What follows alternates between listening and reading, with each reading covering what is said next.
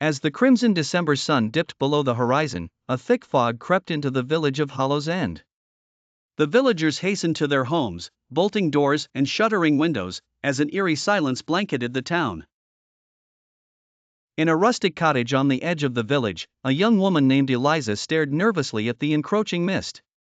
Her husband, Thomas, had yet to return from the fields, and a deep-seated dread gnawed at her insides. She had heard the whispers, tales of a wraith that wandered the outskirts of the village, preying on lost souls. The elders called it the Nameless One, a spirit of vengeance who never forgave and never forgot. Eliza fortified the hearth and clutched her infant son tightly, every creak of the wooden floorboards heightening her fear. The fog seemed almost alive, swirling and pulsating as though it had a heartbeat, closing in on the cottage with each passing second. It was then that she heard it, a distant, agonized wail that sent chills down her spine. She peered through a crack in the shutters and saw faint, flickering lights. They were not the warm, inviting glows of lanterns but ghostly, pale orbs that bobbed and weaved through the mist. She could barely make out Thomas's silhouette amidst the fog, stumbling toward the cottage. Relief flooded her until she noticed something off about his movements, jerky, unnatural, as if he were a puppet on invisible strings. His eyes met hers through the window, empty and void of the spark she knew so well. She reluctantly unbolted the door and stepped outside, her heart pounding. As she approached him, the fog thickened, wrapping around her legs like cold, damp fingers. "Thomas," she whispered, her voice quavering.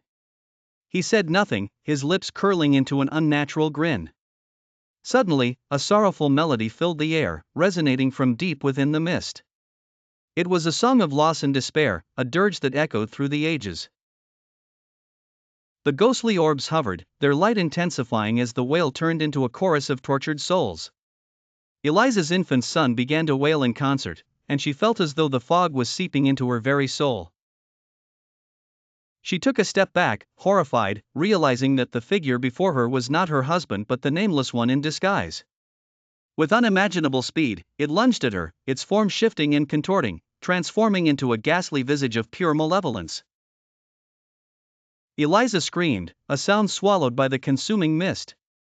The next morning, the fog lifted, leaving the village in its usual tranquility but with an unfamiliar, pervasive air of sorrow. Eliza and her family were never seen again, and the villagers whispered of the Nameless One, the vengeful spirit that had claimed yet another soul. In Hollow's End, the fear lingered, a constant reminder of the horrors that lurked just beyond the veil of the fog.